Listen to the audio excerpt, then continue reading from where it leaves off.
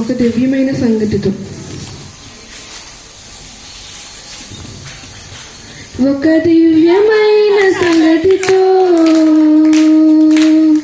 నా హృదయము పొంగెను. ఒక దివ్యమైన సంగతితో నా హృదయము పొంగెను. యేసు రాజని నా ప్రియుడని ప్రియ స్నేహితుడు క్రీస్తుని. ఒక దివ్యమైన సంగతితో నా హృదయము పొంగెను. ఒక దివ్యమైన సంగతితో నా హృదయము పొంగెను. 10,000 మందిలో నా ప్రియుడు యేసు, ధవళవర్ణుడు అతి కాంక్షణీయుడు. 10,000 మందిలో నా ప్రియుడు యేసు, ధవళవర్ణుడు అతి కాంక్షణీయుడు. తన ప్రేమమైనది విస్తారము, తన ప్రేమమైనది విస్తారము. వేవేల రోలతో కీర్తింతును, వేవేల రోలతో కీర్తింతును. ఒక దివ్యమైన సంగతితో నా హృదయము పొంగెను. ఒక దివ్యమైన సంగతితో నా హృదయము పొంగెను. పన్నెండు గుమ్మముల పట్టణములో నేను నివాసము చేయాలని. 12 గుమ్మముల పట్టణములో నేను నివాసము చేయాలని. తన సన్నిధిలో నేను నిలవాలని, తన సన్నిధిలో నేను నిలవాలని. ప్రభు యేసులో పరవశించాలని, ప్రభు యేసులో పరవశించాలని. ఒక దివ్యమైన సంగతితో నా హృదయము పొంగెను. ఒక దివ్యమైన సంగతితో నా హృదయము పొంగెను. యేసు రాజని నా ప్రియుడని ప్రియ స్నేహితుడు క్రీస్తుని. ఒక దివ్యమైన సంగతితో నా హృదయము పొంగెను. ఒక దివ్యమైన సంగతితో నా హృదయము పొంగెను. ఒక దివ్యమైన సంగతితో నా హృదయము పొంగెను. ఒక దివ్యమైన సంగతితో నా హృదయము పొంగెను. Song number 64. ఎన్నతరమా నీ కృపలను. ఎన్నతరమా నీ కృపలను, ఎన్నతరమా నీవు చేసిన మేలులు. ఎన్నతరమా నీ ఆలోచనలను, ఎన్నతరమా నా దైవమా. ఎన్నతరమా నీ కృపలను, ఎన్నతరమా నీవు చేసిన మేలులు. ఎన్నతరమా నీ ఆలోచనలను, ఎన్నతరమా నా దైవమా. పూజించి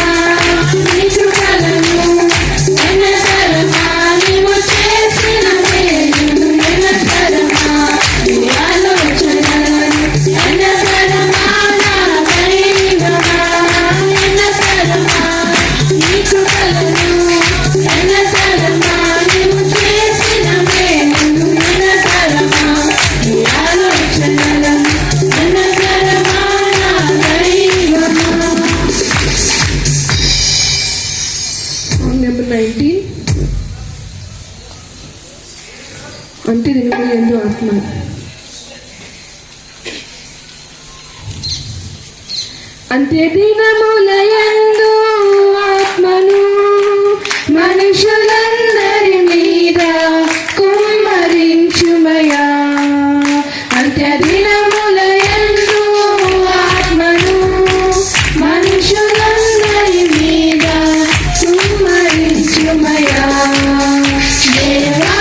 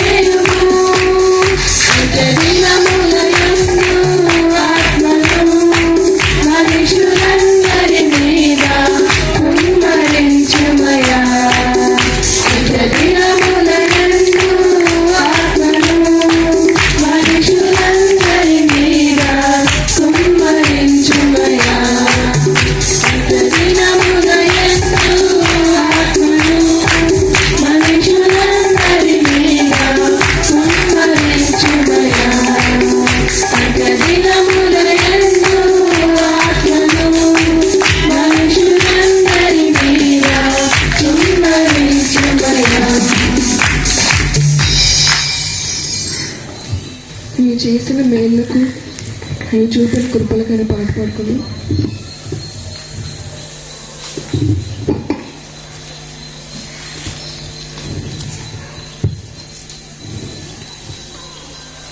నీవు చేసిన మేళ్లకు నీవు చూపిన కృపలకు నీవు చేసిన మేలకు నీవు చూపిన కృపలకు వందనం యేసయ్యా, వందనం యేసయ్యా, వందనం యేసయ్యా, వందనం యేసయ్యా, వందనం యేసయ్యా, వందనం యేసయ్యా, వందనం యేసయ్యా, వందనం యేసయ్యా. నీవు చేసిన మేలకు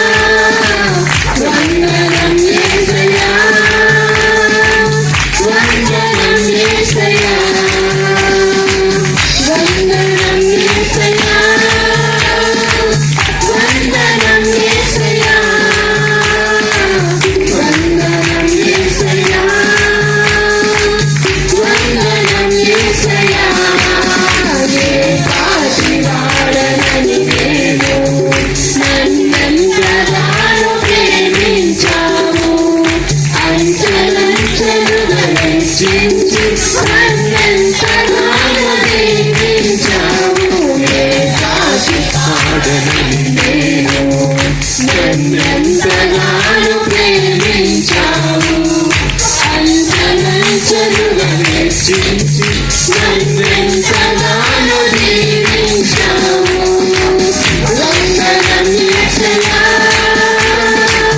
వందనం యేసయ్యా వందనం యేసయ్యా వందనం యేసయ్యా వందనం యేసయ్యా వందనం యేసయ్యా వందనం యేసయ్యా వందనం యేసయ్యా బలహీనుడనైన నన్ను నీవెంతగానో బలపరచావు విశేషు మహిమైశ్వర్యములో ప్రతి అవసరమును తీర్చావు బలహీనుడనైన నన్ను నీవెంతగానో బలపరచావు విశేషు మహిమైశ్వర్యములో ప్రతి అవసరమును తీర్చావు వందనం యేసయ్యా వందనం యేసయ్యా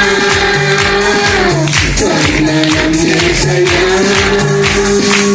వందనం యేసయ్యా వందనం యేసయ్యా వందనం యేసయ్యా వందనం యేసయ్యా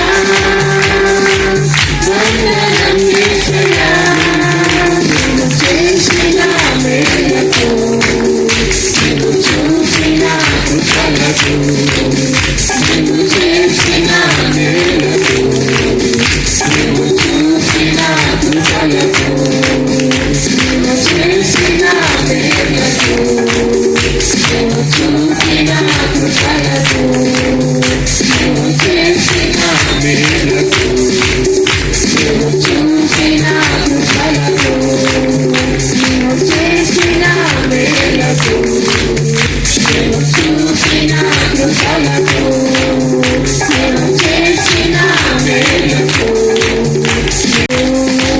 వందనం యేసయ్యా వందనం యేసయ్యా వందనం యేసయ్యా వందనం యేసయ్యా వందనం యేసయ్యా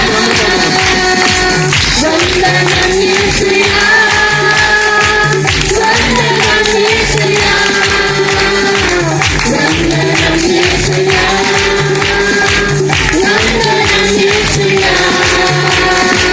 వందనం యేసయ్యా వందనం యేసయ్యా వందనం యేసయ్యా వందనం యేసయ్యా వందనం యేసయ్యా వందనం యేసయ్యా వందనం యేసయ్యా వందనం యేసయ్యా వందనం యేసయ్యా Glory to God. Hallelujah. అందరం లేచి ఉన్నట్లయితే స్తుతి ఆరాధన చేస్తున్నాం. Glory to God. Glory.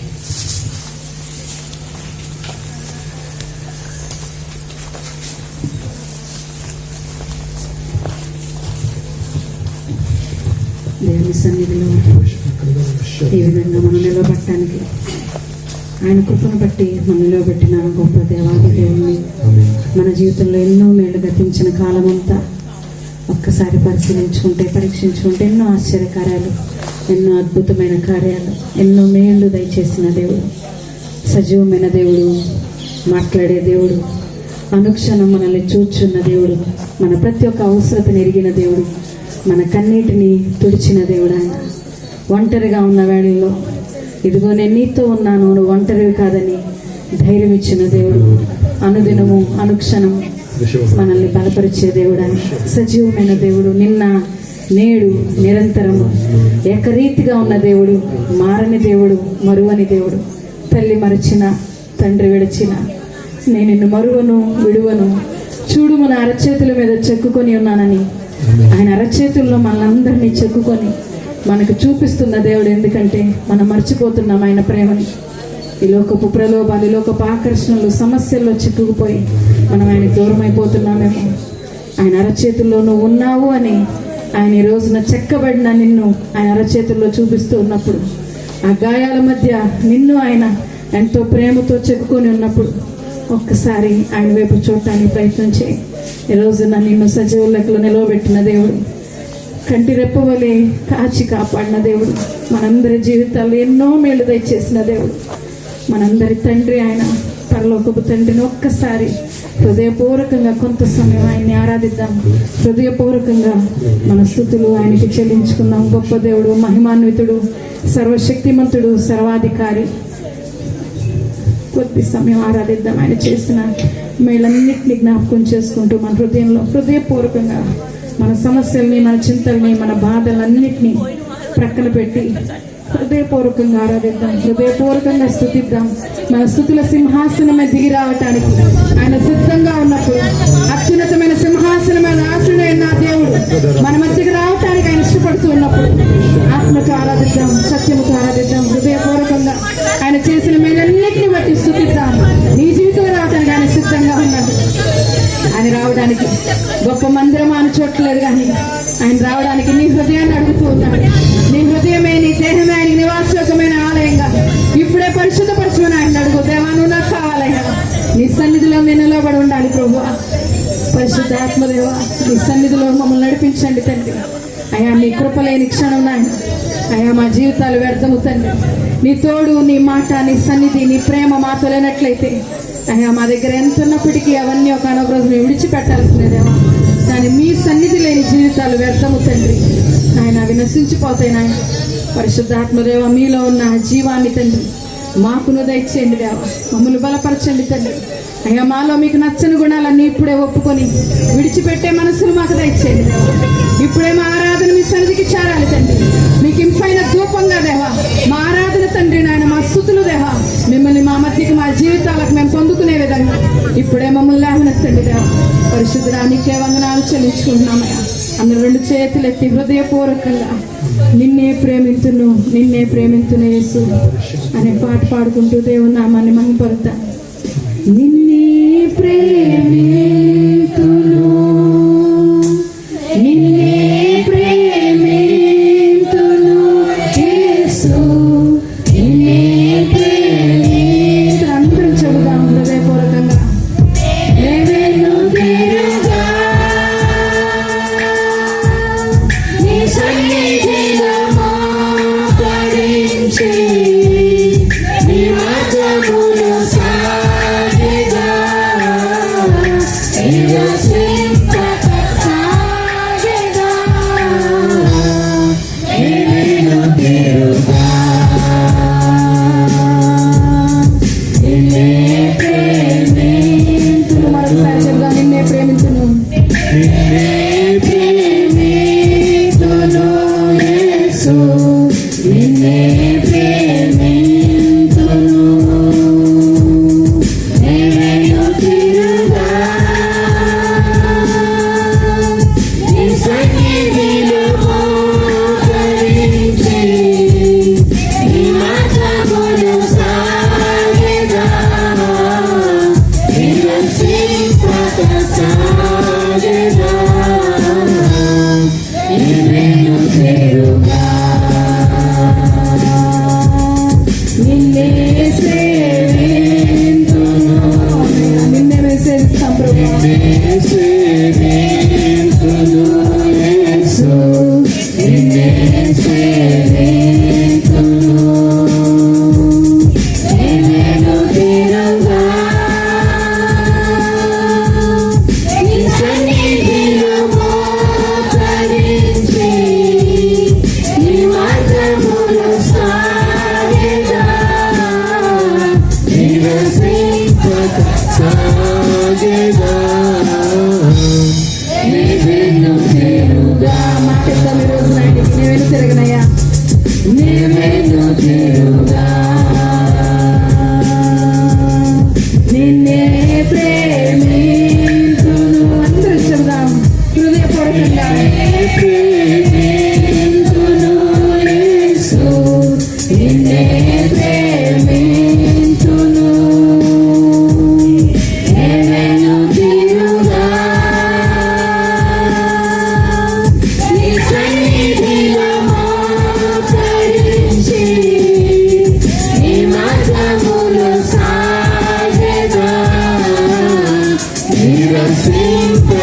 సాగగా నేను తిరుగా నేను తిరుగా నేను తిరుగా వెనుదిరగని ఆత్మను మాకు దయచేయండి. మాలో ఎప్పుడైనా ఆయన వెనుదిరిగే మనస్సుని తండ్రి, వెనక్కి తిరిగి చూడాలని ఆశదేవ మాలోంచి తీసివేయండి ఆయన. ఆనాడు లోతు భార్యతో మీరు చెప్పారు తండ్రి, లోతు కుటుంబంతో మీరు చెప్పారు, వెనుదిరిగి చూడకుండా ఆ ఎత్తైన కొండకు పారిపోమని చెప్పావయ్యా. అయ్యా, ఎవరైతే వెనుదిరిగి చూస్తారో తండ్రి, అయ్యా వారి ఆత్మీయ జీవితాలు, ఆత్మీయ ప్రయాణం నాయన అక్కడితో ఆగిపోతుందయ్యా. ఎవరి వైపు చూసినా, ఎవరి మాటలు మా హృదయంలో స్థానం ఇచ్చిన నాయన, ఎవరి యొక్క ఆశలు, ఎవరి యొక్క ఇష్టాల వైపు మేము చూసినా, మా ఇష్టాల వైపు మేము చూసినా కానీ తండ్రి అయ్యా మేము ఆగిపోతాం నాయన. లోతు భార్య ఏ విధంగా అయితే వెనుదిరిగి చూసి ఉప్పు స్తంభం అయిపోయిందరా, ఎందుకు పనికి రానిది కాదావా అక్కడ విడవబడిందో తండ్రి. ఆ స్థితిలోకి మేము ఎవరం వెళ్ళకూడదు నాయన. వెనుదిరిగి చూసి ఆత్మను తండ్రి మాలో నుంచి దూరం చేయండి దేవా. మిమ్మల్ని చూడగలిగే కన్నులు మాకు దయచేయండి తండ్రి. మీ మీద ఆధారపడే మనసు మాకు దయచేయండి దేవా. నిన్ను నమ్మగలిగే ఆ స్థితిని మాకు దయచేయండి పరిశుద్ధాత్మ దేవా. వెనుదిరగాలని ఆశ, కోరిక, ఆలోచన మాలోంచి తీసివేయండి నాయన. వెనకన్న లోకాన్ని మర్చిపోయి తండ్రి, లోక భాషను విడిచిపెట్టి దేవా నాయన, సొదొమ గొమొర్రా లాంటి ఆ లోకాన్ని తండ్రి మేము చూడటానికి ఇష్టపడకుండా నీ వైపు చూడగలిగే కన్నులు మాకు దయచేయండి. ఆ ఎత్తైన ప్రదేశంలోనికి నాయన, ఆ సీయోను కొండ మీదకి ఎక్కిన అనుభవాన్ని మాకు దయచేయండి దేవా. పరిశుద్ధాత్మ దేవా, మా కాళ్ళను లేడి కాళ్ళని ఇప్పుడే బలపరచండి తండ్రి. అసాధ్యాలు సుసాధ్యాలుగా చేసే దేవుడు నాయన, మీ దగ్గరికి మేము పరిగెట్టుకు రావాలి తండ్రి. లోకం, మనుషులు, గొప్పవారు ధనులు మాకేమీ సహాయం చేయలేరు దేవా. గొప్ప దేవుడా, నీకే వందనాలు చెల్లించుకుంటున్నాను తండ్రి. మనుషుల సహాయం వ్యర్థం అంటున్నావయ్యా, రాజులు నమ్ముకోవటం వ్యర్థం అంటున్నావు తండ్రి. ఈ లోకంలో ఏ ఘనుల్ని నేను ఎంచుకుంటా దేవా. అయ్యా, మేము ఘనమైన వారిని వారి వైపు మేము చూడకుండా తండ్రి, ఏ ధనం వైపు మేము చూడకుండా నాయన నీ వైపు చూడగలిగే కన్నులు మాకు దయచేయండి అయ్యా. ఆ ఎత్తైన సీయోను కొండను ఆయన ఎక్కగలిగే అనుభవాన్ని తండ్రి మీరు మాకు దయచేయండి దేవా. ఎక్కలేని ఎత్తైన కొండ వేరకు మమ్మల్ని ఎక్కించండి పరిశుద్ధాత్మదేవా. జీవాధిపతి, నీకే వందనాలు చెల్లించుకుంటున్నామయ్యా. నీకు అసాధ్యమైనది ఏది లేదు తండ్రి, సమస్తము సాధ్యమైన దేవా. నీకే స్తోత్రాలు దేవా. ఇది జరుగునని నేను అనుకునని కార్యములు ఊహించలేని ఊహకు అందని గొప్ప మేలులు. ఇది జరుగునని నేను అనుకునని కార్యములు ఊహించలేని ఊహకు అందని గొప్ప మేలులు.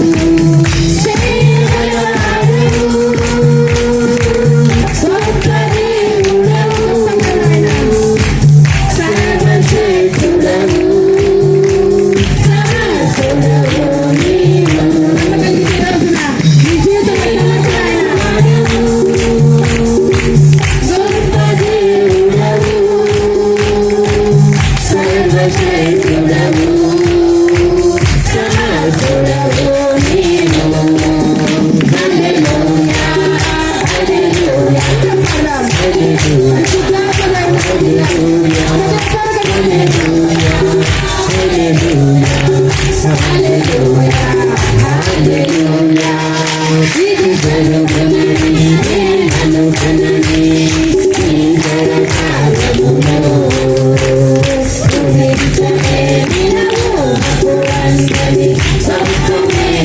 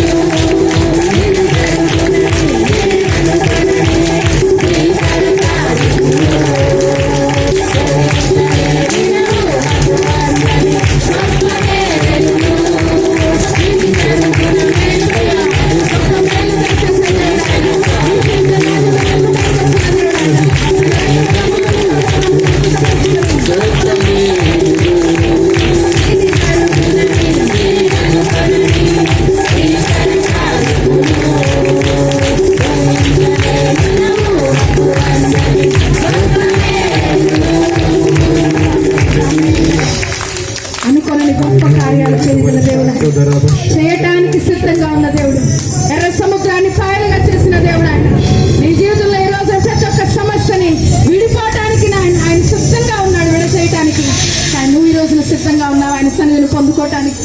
మనల్ని మనం పరిశీలించుకుందాం. గొప్ప దేవుడు, సర్వశక్తిమంతుడు, మృతులను సైతం సజీవులుగా నిలవబెట్టగలిగిన దేవుడు ఆయన. అంత గొప్ప దేవుడిని మనం కలిగి ఉండగా ఇంకా శ్రమల్లో, ఇంకా ఇబ్బందుల్లో, ఇంకా కన్నీటితో ఉన్నామంటే మనలో ఆయన పొందుకునే సిద్ధపాట్లేదేమో. ఇప్పుడే మనల్ని మనం పరిశీలించుకుందాం. మన్నాని మధురంగా మార్చే దేవుడు ఆయన.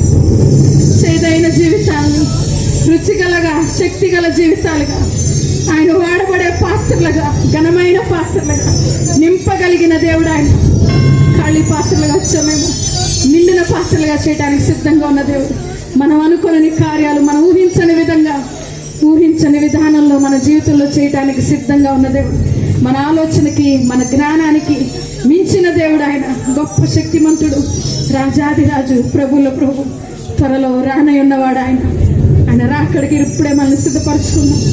ఆ గొప్ప దేవుడు రానై ఉండగా ఆ ఎత్తబడే గుంపులో నేను చేర్చబడి ఉన్నానా అని ఎవరికి వారిని పరిశీలించుకుందాం. మనలో ఆయనకి నచ్చని గుణాలన్నీ ఇప్పుడే ఒప్పుకొని విడిచిపెట్టి ఆయన సన్నిధిని, ఆయన కృపని, ఆయన తోడుని, ఆయన యొక్క రాకడ కొరకై మనల్ని మనం సిద్ధపరచుకుని అనేక మందిని సిద్ధపరిచే వారంగా మనల్ని మనం ఆయన చేతిలో పాత్రలుగా వాడబట్టడానికి అంగీకరిద్దాం, లోబడదాం. ఎందుకంటే ఆయన కొరకు వాడబడని జీవితాలు వ్యర్థం. ఆయన కాడిని మోయలేని వారి జీవితాలు వ్యర్థం. యవనస్తుల మీద, యవనస్తున్న కాడిని మోయట నరునికి మేలు అంటున్నాడు ఆయన. ఆ యవన కాలంలో ఆయన కాడిని మోయగలిగే కృప, యవన కాలంలో ఉన్న ప్రతి ఒక్కరికి ఆయన తన కాడిని అందిస్తూ ఉన్నప్పుడు ఇది నాకు వద్దు ప్రభు అని మనం పక్కకు తిరిగి వెళ్ళిపోతున్నామేమో. ఈరోజు ఇష్టంగా ఆయన కాడిని తీసుకుందాం. ఆయన కొరకు జీవించాలని ఆశ. ఎందుకంటే ఈ జీవితాలు మనవి కాదు, కానీ ఆయన రక్తం ఇచ్చి కొనుక్కున్నాడు. ఆయన సొత్తుగా మనం ఈ లోకంలో బ్రతకగలిగే విధంగా, ఆయన సాక్షులుగా, ఆయన నామాన్ని మహింపరిచే వారంగా ఈరోజే మనల్ని మనం సిద్ధపరచుకుందాం. ఆయన ఆత్మతో అభిషేకం పొందుకుందాం. పరిశుద్ధ ఆత్మదేవా, నీకే వందనాలు చెల్లించుకుంటున్నామయ్యా. నీ రాకడ కొరకు మమ్మల్ని సిద్ధపరచండి తండ్రి. అయ్యా, ఇంకా నాయన మా కాడిని కాదు దేవా, నీ కాడిని మోయగలిగే కృపను మాకు దయచేయండి. మమ్మల్ని బలపరచండి తండ్రి. అయ్యా, లోక దిగంతాల వరకు పరిగెట్టగలిగే శక్తిని మాకు దయచేయండి దేవా. ఆనాడు మీ శిష్యులకు మాట ఇచ్చారు తండ్రి, సర్వలోకానికి వెళ్ళి సర్వ సృష్టికి సువార్తను ప్రకటించమంటున్నావయ్యా. సువార్త కాడిని మోయగలిగే కృపను తండ్రి మాకందరికీ దయచేయండి దేవా. పరిశుద్ధ ఆత్మదేవ, మనందరినీ బలపరచండి, ముందుకు నడిపించండి. ఆరాధన ఆదరణ అంతం వరకు మేదర్శనం జరిగించి మహిమ, ఘనత, ప్రభావాలు పొందుకోమని యేసు నామములో అడుగుచున్నాం తండ్రి. ఆమేన్. లాస్ట్ ఆదివారం వచ్చిన వరదల గురించి అందరూ ప్రార్థనలో జ్ఞాపకం చేసుకోండి. అందరు టీవీలు చూసుకుంటారు కదా అందరూ. ఓకే, మన చర్చ్ ప్లేస్ కొన్నాం కదా జనచైతన్య, అక్కడ ఇంకా బోట్లు తిరుగుతున్నారంట. కాబట్టి అందరూ ప్రార్థన జ్ఞాపకం చేసుకోండి. మన అక్కడ 2 కుటుంబాలు ఉన్నాయి మన చర్చికి సంబంధించిన వాళ్ళు. పాపం వాళ్ళు యువత రాలేదు, అక్కడే బోట్లో తిరుగుతున్నారు. కాబట్టి తొందరగా మనకి ఆ పరిస్థితి పూర్తి నార్మల్ అయితే తప్ప మనం తిరిగి అక్కడ కన్స్ట్రక్షన్ మొదలు పెట్టడం కష్టం. అందరూ ప్రార్థన జ్ఞాపకం చేసుకోండి. మనకి తొందరగా మనం కన్స్ట్రక్షన్ మొదలు పెట్టగలిగి క్రిస్మస్కి అయినా మనం అక్కడికి ఒక స్లాబ్ కొంతవరకు అయినా అక్కడ మనం షిఫ్ట్ అవ్వాలి అని ఆశిస్తున్నాం. కానీ పరిస్థితులు అనుకూలించట్లేదు. ప్రార్థన చేయండి అందరూ. పాండిస్ మొదలుపెట్టి మనం పాండిస్ మధ్యలో మనం ప్రార్థన. సకలమైన ఆశ్రయకామతో పలుకుతుంది సంతోష శక్తి దేవా, మీకు తండ్రి ఇలా కూడా చేయించుకుంటున్నాం దేవా. మీ సన్నిధిని తండ్రి మేము కోరుకుంటూ వచ్చాము తండ్రి దేవా. ఇక్కడ ప్రతి ఒక్క బిడ కూడా తండ్రి మీ సన్నిధిని కోరుకుని తండ్రి, మీ సన్నిధిలో తిన ఆ మాధుర్యాన్ని తండ్రి మీరు చూసే ఉద్దేశంతో వచ్చాం తండ్రి. మీ మాట తండ్రి దేవా, అది జీవవాక్కు తండ్రి దేవా. చనిపోయిన వారిని సైతం లేపగలిగే శక్తి తండ్రి మీ మాటలో ఉంది తండ్రి. మీ మాటతో తండ్రి రాళ్ళని తండ్రి సజీవమైన దేవా మనుషులుగా మార్చగలరు తండ్రి, రాళ్ళ వృత్తులుగా మార్చగలరు తండ్రి దేవా. మీ మాటలో ఆ శక్తి మా జీవితాల్లో ప్రసరిస్తుందని నమ్మి వచ్చాం పరిశుద్ధాత్మ దేవా. మేము తండ్రి సరదాగా రాలేదు తండ్రి, బిడ్డలు ఏ ఒక్కరూ తండ్రి సరదాగా రాలేదు తండ్రి. ప్రతి ఒక్కరూ తండ్రి దేవా తమ తమ జీవితాల్లో తండ్రి మిమ్మల్ని దేవా వీళ్ళు పొందుకుని తండ్రి, మిమ్మల్ని ప్రతిష్ఠించి హృదయాల్లో తండ్రి దేవా మీ యొక్క మాట ద్వారా తండ్రి ప్రతి ఒక్క సమస్యని ప్రతి ఒక్క ఇబ్బందిని మిమ్మల్ని పొందుకునే ఆలోచనతో వచ్చిన పరిశుద్ధాత్మ దేవా.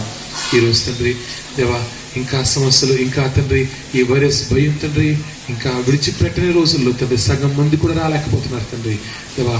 ఆ వైరస్ భయం తండ్రి దేవా, ఎటువంటి వైరస్ ఎటువంటి వరదలు అదేదైనా కానీ తండ్రి నిన్ను దాటి నీ చిత్తానికి దాటి ఏది లేదు తండ్రి దేవా. మేము దేవ మీ సన్నిధిలో మేము నిలబడలేట్లేదు తండ్రి. ఏ సమస్య మాకు తాకే అవకాశం లేదు తండ్రి. ఎందుకంటే వాగ్దానం చేస్తున్నాం తండ్రి దేవా, నీ బిడ్డను తాకటం అంటే తండ్రి నీ కనుగుడును ముట్టటమే తండ్రి, అవకాశం లేదు తండ్రి దేవా. ఈ గతించిన 6 నెలల్లో తండ్రి మేము ఎన్నో చోట్ల తిరిగాం తండ్రి, రకరకాల చోట్ల మీటింగ్లు పెట్టాం తండ్రి. మా నలుగురికి ఏమీ కాలేదు తండ్రి. ఎందుకంటే దేవా మేము మిమ్మల్ని ఆశ్రయించి తండ్రి మిమ్మల్ని ముందు పెట్టుకుని తండ్రి దేవా ఎక్కడికి వెళ్ళినా ఏమీ అవ్వదని నమ్మి ముందుకు వెళ్ళాం కాబట్టి తండ్రి మాకు ఏం జరగలేదు తండ్రి దేవా. అపనమ్మకంతోనే దేవా ఈ యొక్క అనారోగ్యం సమస్య లేమి వచ్చేది అపనమ్మకంతో మాత్రమే తండ్రి దేవా. ప్రతి ఒక్కరు విషయాన్ని గుర్తించి తండ్రి సంఘం ప్రతి ఒక్కరు దేవా కూడుకోగలిగే విధంగా సాయం చేయండి తండ్రి.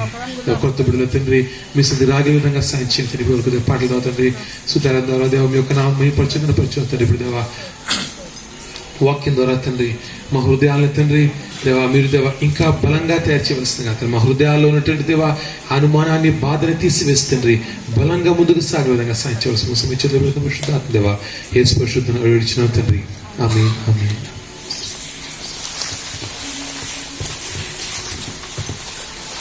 అయితే ఈరోజు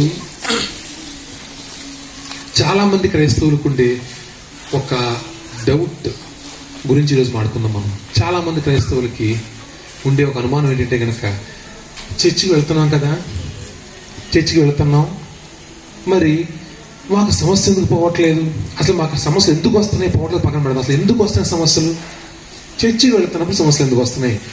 ఇంటి పక్క వాళ్ళు ఇంటి ముందు అడుగుతారా లేదా?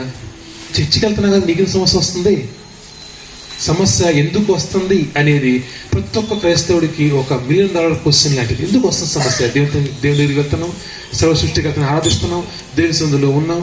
అది ఒక సేవకుడు కావచ్చు, ఒక పాస్టర్ కావచ్చు, ఒక సంఘానికి కావచ్చు, ఒక వ్యక్తి కావచ్చు, దేవుని సందులో ఎంత బలంగా ఉన్నా కానీ సమస్య ఎందుకు వస్తుంది అది బయటికి చెప్పలేకపోవచ్చు చాలా మంది. కానీ ప్రతి ఒక్క హృదయంలో ఉండే అనుమానం, మరి దేవుని సన్నిధిలో సర్వ సృష్టికర్తను ఆరాధిస్తున్నప్పుడు మా జీవితంలో సమస్య రావడం గల కారణం ఏంటి? ఈరోజు చూద్దాం మనం ఈ పరిశుద్ధ గ్రంథం మనకి ఏ మాట చెప్తుందో దానికి జవాబు ఆలోచిద్దాం, తెలుసుకుందాం. ఎందుకంటే సమస్య అనేది ఎందుకు క్రైస్తవుల జీవితంలో ఎందుకు వస్తుంది అనేది మనకు అర్థమైతే అప్పుడు మాత్రం నెగ్గే అవకాశం. చూసుకున్నాం, మొదటి చూసుకున్నాం మనం యెషయా గ్రంథం 54వ అధ్యాయం 17వ వచనం. యెషయా గ్రంథం 54వ అధ్యాయం 17వ వచనం. పాత నిబంధనలో 615 పేజ్ నంబర్. నీకు విరోధముగా రూపింపబడిన ఏ ఆయుధమును వర్ధిల్లదు. చాలండి, ఈ మాట జాగ్రత్తగా అర్థం చేసుకోండి. ఇక్కడ దేవుడు చెప్తున్నటువంటి మాటలు చూడండి. నీకు విరోధముగా రూపించబడిన ఏ ఆయుధమును వర్ధిల్లదు. ఇది చాలా చదివాం మనం, చదివిన చాలా ఆనందం ఉంది, వినటానికి బాగుంది. కానీ దీంట్లో ఒక మర్మం దాగి ఉంది. ఏంటది? నీకు విరోధముగా రూపించబడిన అంటే రూపించబడుతున్నాయి కదా, గ్యారంటీగా నీకు విరోధంగా ఆయుధం రూపించబడుతుంది గ్యారంటీ. అది వర్ధిల్లకుండా చేస్తాడు అంతే. కానీ నీకు విరోధంగా ఆయుధం రూపించబడదు అని చెప్పట్లేదు ఆయన. అంటే ఈ శరీరంతో ఉన్నప్పుడు ఖచ్చితంగా ఆటంకాలు సమస్యలు రావటం గ్యారంటీ. ఈ పరిశుద్ధ గ్రంథం కూడా మనకి సమస్యలు రావు అని చెప్పట్లేదు. అక్కడ నీకు విరోధంగా ఆయుధం అసలు రూపించబడదు అనేది ఎక్కడ చెప్పట్లేదు ఆయన. పరిశుద్ధ గ్రంథంలో మనం ఆది కాండం నుంచి ప్రకటన గ్రంథం వరకు ఏ భక్తులు చూసుకున్నా కానీ ప్రతి ఒక్కరు ఆదాము దగ్గర నుంచి ప్రతి ఒక్కరి జీవితంలో ఆ ఆటంకం ఖచ్చితంగా వచ్చింది. ఆయుధం ఖచ్చితంగా వ్యతిరేకంగా మనల్ని ఇబ్బంది పెట్టే మనల్ని ఆటంకపరిచే ఆయుధం ఖచ్చితంగా వచ్చింది. అంటే నీకు విరోధంగా ఆయుధం రూపించబడుతుంది. అది నువ్వు ఆయుధం రూపించబడకూడదు అని ప్రార్థన చేసే అవకాశం లేదు. ఆయుధం రూపించబడుతుంది కాబట్టి చెప్తున్నాడు. ఆయుధం రూపించబడింది. నువ్వు ఈ లోకంలో రాగానే నువ్వు ఎక్కడెక్కడ ఏ ఆటంకాలు ఎదుర్కోవాలో నీకన్నా ముందు నీకు వ్యతిరేకంగా పనిచేసే ఆయుధం నీకన్నా ముందే ఉంది. కానీ ఆ ఆయుధాన్ని నువ్వు వర్తిల్లకుండా మాత్రమే ఆపగలవు. నీకు వ్యతిరేకంగా నేను ఇబ్బంది పెట్టే ఆయుధాన్ని నువ్వు వర్తిల్లకుండా మాత్రమే ఆపగలవు. ఇప్పుడు ఏం చేయాలి? ఆయుధం అయితే ఉంది డైరెక్ట్గా, అంటే నిన్ను ఇబ్బంది పెట్టే నీ పక్కన బళ్ళు లాంటి నిన్ను పొడిచి ఆ కత్తి నీకన్నా ముందే రెడీగా ఉంది. మరి ఇప్పుడు ఆ కత్తి నుంచి నువ్వు ఏ విధంగా తప్పించుకోవాలి? నీ జీవిత పర్యంతరం నువ్వు ఆ ముళ్ళు నుంచి ఆ కత్తి నుంచి తప్పించుకోవడమే జీవితం. అది చాలా అనుకుంటారు భవిష్యత్తు, లేకపోతే కనుక ఆనందం, దుఃఖం ఇవన్నీ నీకు కళ్ళకు కనిపించేది మాత్రమే. కానీ ఆత్మీయంగా ఇది ఒక పొరుగు పందెం. ఆత్మీయంగా నిన్ను నీకు వ్యతిరేకంగా రూపించబడిన ఆయుధం ఎప్పటికప్పుడు నిన్ను పట్టుకోవడం ప్రయత్నిస్తూ ఉంటుంది. ఎప్పటికప్పుడు నిన్ను వెనకాల ప్రయత్నిస్తుంది. ఎప్పటికప్పుడు నిన్ను ఆత్మీయంగా, మానసికంగా, శారీరకంగా వెనక్కి పూర్తిగా నిర్వీర్యం చేయడానికి ఎప్పటికప్పుడు ప్రయత్నిస్తూ ఉంటుంది. ఇది క్రైస్తవ జీవితం మాత్రమే కాదు, అది ఎవరి జీవితం అయినా కానీ ఇది భవిష్యత్తు, లేకపోతే డబ్బు సంపాదించడం, డబ్బు పోవటం, లేకపోతే కనుక బాధ, ఇబ్బంది ఇవన్నీ నీ కళ్ళకు కనిపించేది మాత్రమే. లోపల జరిగేది మాత్రం రెండే పనులు. ఆయుధం రూపించబడింది. ఆయుధం నుంచి నువ్వు ఎంత కరెక్ట్గా ఆయుధాన్ని అణచగలుగుతున్నావు. ఆయుధాన్ని కనుక నువ్వు అణచలేక నువ్వు ఎంత డబ్బు సంపాదించినా కానీ ఒకనొక రోజు ఆ డబ్బు నీకు ఉపయోగం రాదు. ఒకనొక రోజు నీకు ఆ ఆయుధం, నీకు వ్యతిరేకంగా నిరూపించబడిన ఆ ఆయుధం నిన్ను పూర్తిగా చంపేయగలదు. ఆత్మీయంగా, శారీరకంగా చంపగలదు. అయితే ఇప్పుడు ఏం చేయాలి? మరి ఆయుధమే రూపించబడింది. వాక్య ప్రకారం కూడా ఆయుధం లేదని చెప్పట్లేదు. ఖచ్చితంగా ఆయుధం రూపించబడింది. దీని గురించి మనం ముందుకు వెళ్లే ముందు ఒకసారి మనం ఆ బైబిల్ ప్రకారంగా ఈ మాట ఎంతవరకు కరెక్ట్ అనేది మనం అర్థం చేసుకుందాం. ఎందుకంటే అది దేవుని యొక్క మాట ఏది నిరర్థకంగా, నిర్వీర్యంగా ఊరికనే ఉండదండి. ఆలోచిద్దాం. ఈ లోకాన్ని ఆయన సృష్టించాడు కదా. సృష్టించినప్పుడు మరి దేవుని కన్నా, దేవుని యొక్క సృష్టి కన్నా, దేవుని యొక్క ప్రణాళిక కన్నా ముందు అపవాదం వచ్చి కూర్చుంది. ఎలా చూడండి, దేవుడు ఎప్పుడు ఏ పనిని ఆయన సంగతి విడిచిపెడతాడా? ఈ లోకాన్ని సృష్టించే, చాలా జాగ్రత్తగా ఉండండి, ఎక్కడ జరిగిపోతున్నా అర్థం అవుతుంది, చాలా జాగ్రత్తగా ఉండండి. లోకాన్ని ఆయన సృష్టించినప్పుడు, భూమిని ఆయన సృష్టించినప్పుడు ఆయన నిరాకారంగా, శూన్యంగా సృష్టించే అవకాశం ఉందా? అవకాశం లేదు. ఆయన నిరాకారంగా సృష్టించలేదు. మంచి ఆకారం ఇచ్చాడు, దాన్ని నింపాడు, అంతా చేసి పర్ఫెక్ట్ గా ఉన్నటువంటి ఈ భూమి మీద దేవుని యొక్క ప్రణాళిక ఉన్నది. కాబట్టి దేవుని యొక్క ప్రణాళిక నెరవేరక ముందే, దేవుడు ఆదాము సృష్టించక మునిపే సాతాను భూమి మీదకి వచ్చి భూమిని నిరాకారంగా, శూన్యంగా మార్చేసిందంట. హిస్టరీ కూడా చూసుకుంటే గనక, సైన్స్ లో చూసుకుంటే గనక భూమి నిరాకారంగా, శూన్యంగా దగ్గర 20,000 సంవత్సరాల క్రితం జరిగిందంట. నిరాకారంగా, శూన్యంగా. అంతకుముందు ఒక మంచి ఆకారం, ఒక మంచి ప్రపంచం మొత్తం నిండి ఉంది. మనుషులు లేరు తప్ప ప్రపంచం మొత్తం ఉంది. కానీ నిరాకారంగా, శూన్యంగా మార్చబడింది. కారణం, ఎక్కడైతే దేవునికి ప్రణాళిక ఉంటుందో అక్కడ దేవుని కన్నా ముందు అపవాది వచ్చి తీరుతుంది. అదే ఆ దేవునికి వ్యతిరేకంగా, లేకపోతే కనుక ఈ లోకానికి వ్యతిరేకంగా, లేకపోతే నీకు వ్యతిరేకంగా రూపించబడిన ఆయుధం నీకన్నా ముందే రెడీగా ఉంది. నీకన్నా ముందే రెడీగా ఉంది. అపవాది ఏ విధంగా అయితే కనుక ఆదాము కన్నా ముందే, అపవాది ఏ విధంగా అయితే కనుక లోకంలో దేవుని యొక్క ప్రణాళిక నెరవేరక మునిపే అపవాది రెడీగా ఉంది. అదేవిధంగా మన జీవితంలో కూడా అపవాది రెడీగా ఉంది. నీకు వ్యతిరేకంగా ఆయుధాన్ని రెడీ చేసి పెట్టింది. నిన్ను ఎక్కడ ఏ విధంగా పడద్రోయాలో రెడీగా చేసి ఉంచింది. అయితే నువ్వు దాన్ని తప్పించుకోవటం సరిపోదండి. తప్పించుకుంటూ ముందుకు సాగే అవకాశం లేదు. నువ్వు దాన్ని నిర్వీర్యం చేయాల్సిందే. నువ్వు దాన్ని అధిగమించాల్సిందే. ఆ సవాలు అధిగమించకుండా నువ్వు దాటుకుంటూ ఎంతకాలం కుదురుతుంది? ఒక సమస్య ఉంది, ఒక అప్పుల సమస్య ఉంది, దాన్ని దాటుకుంటూ మర్చిపోతూ ముందుకు సాగితే కనుక ఒకనొక రోజు అది పెద్ద సమస్య, ఇల్లేపోద్దాము. ఒక అనారోగ్యం ఉంది, అనారోగ్యాన్ని నువ్వు పూర్తిగా ఒకటి వేళతో అనారోగ్యం తీసివేయాల్సింది తప్ప అనారోగ్యాన్ని మర్చిపోతూ చిన్న పారాసిటమాల్ టాబ్లెట్స్ వేసుకుంటూ ఎలాగోలా గడిపేస్తే కానీ ఒకనొక రోజు అది రాసుకుంటూ అయిపోతుంది. ఖచ్చితంగా నీకు వ్యతిరేకంగా రూపించబడిన ఆయుధం వర్ధిల్లకుండా నువ్వు ఏం చేయాలి? ఏమీ చేయకుండా మాత్రం కాస్త లేదండి. ఖచ్చితంగా ఆ వ్యతిరేకం రూపించుకున్న ఆయుధం అది బలమైన ఆయుధం అనుకోకండి. అది ఊరికినే నీ జీవితంలో ఒక సమస్య వచ్చిందంటే అది ఊరికినే కాదు. సమస్యలు రావడం మొదలు పెడితే కనుక అది ఒక చైన్ గా వస్తుంది. సమస్యలు ఒక చైన్ సమస్య. ఇప్పుడు మీరు గమనించండి, ఎప్పుడు ఒక సమస్య, ఒక ఇబ్బంది, ఒక అనారోగ్యం, ఒక బాధ, ఒక అప్పులు సమస్య ఏదొచ్చినా కానీ అది ఒక చైన్ పద్ధతిలో ఒకదాని వెనకాల ఒకటి వస్తుంది. కేవలం ఒకటి వచ్చిపోయి మన సమస్యలు ఒకటి వచ్చిపోయి రాదండి. నిన్ను పూర్తిగా ఆ సాతాను లోపరుచుకునేంత వరకు ఈ సమస్యలు ఆగవు. పూర్తిగా నువ్వు శారీరకంగా ఆత్మీయంగా పూర్తిగా నిర్వీర్యం అయిపోయేంత వరకు సమస్యలు ఆగవు. సమస్యల ప్యాటర్న్ మారుతుందంతే. అంటే ఇప్పుడు కాళ్ళు నొప్పి వస్తే రేపు నొప్పుల సమస్య రావచ్చు, ఆ తర్వాత ఇంట్లో కూడా సమస్య రావచ్చు. అది ఆగదు. అది నువ్వు ఖచ్చితంగా నీకు వ్యతిరేకంగా రూపించబడినటువంటి ఆయుధాన్ని నువ్వు నిర్వీర్యం చేయనంత వరకు, దాన్ని నువ్వు దాటనంత వరకు నీ జీవితంలో సమస్యలు ఒకదాని వెనకాల ఒకటి వస్తూ ఉంటాయి. మరి ఎలా? అది ఖచ్చితంగా వాక్య ప్రకారం నీకన్నా ముందే ఆయుధం రూపించబడింది. అది వర్ధిల్లకుండా నువ్వు వర్ధిల్లాలి. కానీ ఆ యొక్క ఆయుధం వర్ధిల్లకుండా ఏం చేయాలి చూసుకుందాం. మనం రూతు గ్రంథం చూసినట్లయితే రూతు ఏ విధంగా, రూతు గ్రంథం 1వ అధ్యాయం 15-16 వచనాలు. నీ తోడుకోడలు తన జనుల యొద్దకును తన దేవుని యొద్దకును తిరిగిపోయినదే, నీవును నీ తోడుకోడలు వెంబడి వెళ్ళుమనెను. అందుకు రూతు, నా వెంబడి రావద్దనియు నన్ను విడిచిపెట్టుమనియు నన్ను బ్రతిమాలుకొనవద్దు. నీవు వెళ్ళి చోటికే నేను వచ్చేదను, నీవు నివసించు చోటనే నేను నివసించదను. నీ జనమే నా జనము, నీ దేవుడే నా దేవుడు. చాలా ఇక్కడ రూతు ఓర్పా ఇద్దరి నుంచి మనం తెలిసిందే. కొత్త కాన్సెప్ట్ కాదు, కొత్త మాట కాదు.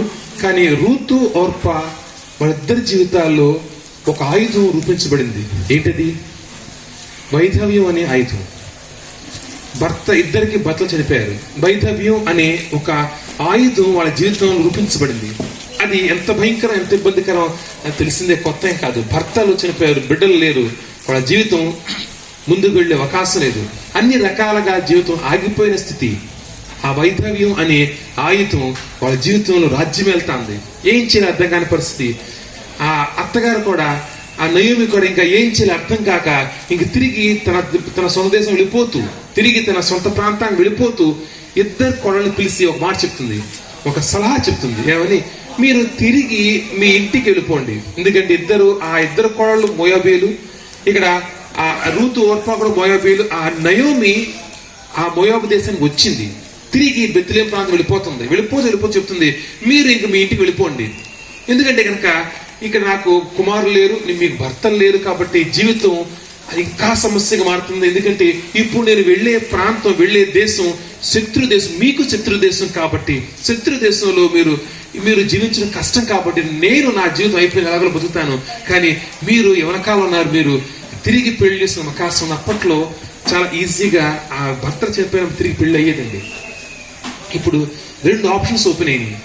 తిరిగి మన మెయిన్ పాయింట్, మనకి విరోధంగా ఆయుధం రూపించబడుతుంది. ఆయుధాన్ని నువ్వు తొలగించే పద్ధతి 2 రకాలుగా తొలగించుకోవచ్చు. 2 రకాలుగా దాన్ని నువ్వు పరిష్కారం గురించి ఆలోచించు. 1 నీ సొంత ఆలోచనతో, 2 దేవుని మీద విడిచిపెట్టి. 2 మార్గాలు. నీ సొంత ఆలోచనతో ఒక మార్గం.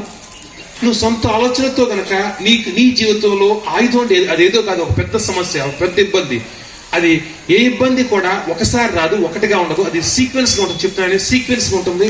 అది ఒకదాని మీద ఒకటి వస్తూ నువ్వు పూర్తిగా నీ జీవితం అంతమైపోయేదాకా తీసుకెళ్తూ ఉంటుంది. అది ఆ సమస్య జీవితంలో వచ్చినప్పుడు ఆ సమస్యని పరిష్కరించడానికి నీ సొంత ప్రయత్నంతో నువ్వు దాన్ని పక్కకు రావటం, దాన్ని దాటడం ఒక మార్గం. 2వది అది దేవుని విడిచిపెట్టడం, దేవుని ద్వారా నువ్వు దానికి పరిష్కారం కొనుక్కోవడం 2వ మార్గం. ఇక్కడ రూతు ఓర్పా ఇద్దరికి నయోమి ఒక ఆప్షన్ ఇచ్చింది. కంటికి కనిపించే ఈజీగా ఉండే ఆప్షన్. మీరు తిరిగి మీ ఇంటికి వెళ్ళిపోండి. మీ తల్లిదండ్రుల దగ్గరికి, మన తమ్ముల దగ్గరికి, అక్క చెల్లి దగ్గరికి వెళ్ళిపోయి తిరిగి మీరు పెళ్లి చేసుకుని తిరిగి మీరు ఆనందంగా బిడ్డలకి ఆనందంగా జీవించండి. ఇక్కడ ప్రతి ఒక్క జంక్షన్ అంటే కనుక ఆ 4 రోడ్ల కూడలు లాంటిది. మన జీవితంలో ప్రతి ఒక్క ఆ పరిస్థితుల్లో ఒక సంఘటన వచ్చినప్పుడు, ఒక సమస్య వచ్చినప్పుడు, ఒక పరిస్థితి వచ్చినప్పుడు దాన్ని పరిష్కరించుకునే మార్గాలు 1 కాదు, అనేకం వస్తాయి. నువ్వు ఏ మార్గాన్ని ఎంచుకుంటున్నావు? ఏ మార్గం నీకు మంచిదని నీకు అనిపిస్తుంది? ఇక్కడ రూతు ఓర్ప ఇద్దరికి అదే ఆప్షన్ ఇవ్వబడింది. నువ్వు వెనక్కి వెళ్ళిపోయి ఈజీగా తల్లిదండ్రుల దగ్గర వెళ్ళిపోయి అక్కడ తిరిగి పెళ్లి చేసుకుని బిడ్డలకని ఆనందంగా జీవించు అంటే అవకాశం ఉండబట్టే చెప్తుంది. నువ్వేమో చెప్తుంది పెళ్లి చేసుకోమని, అంటే అక్కడ పెళ్లి చేసుకునే అవకాశం ఉంది కాబట్టి ఇద్దరికి చెప్తుంది తిరిగి వెళ్ళిపోండి, మీ ఇంటికి వెళ్ళిపోండి, పెళ్లి చేసుకోండి. ఇక్కడ రూతు ఓర్ప తీసుకున్నటువంటి ఆప్షన్ ఏంటి? ఓర్ప ఏమనుకుంది? ఎందుకంటే కనుక తిరిగి తల్లిదండ్రుల దగ్గర వెళితే ఓర్ప ఆలోచించిన విధానం చెప్తున్నా నేను. ఓర్ప అత్త ఇచ్చినటువంటి ఆ ఆప్షన్ విన్న తర్వాత, ఆ మాట విన్న తర్వాత ఓర్ప ఆలోచిస్తుంది. ఏమని? కంటికి కనిపిస్తుంది. ఏమని? ఇప్పుడు నేను తిరిగి నా తల్లిదండ్రులు వెళ్ళాను, నాకు నా అన్నతమ్ముళ్ళు నా తల్లిదండ్రులు నాకు తిరిగి పెళ్లి చేశారు, బిడ్డలు పుట్టారు, నా బిడ్డలతో సుఖంగా జీవించాను అని క్లియర్ గా కనిపిస్తాను.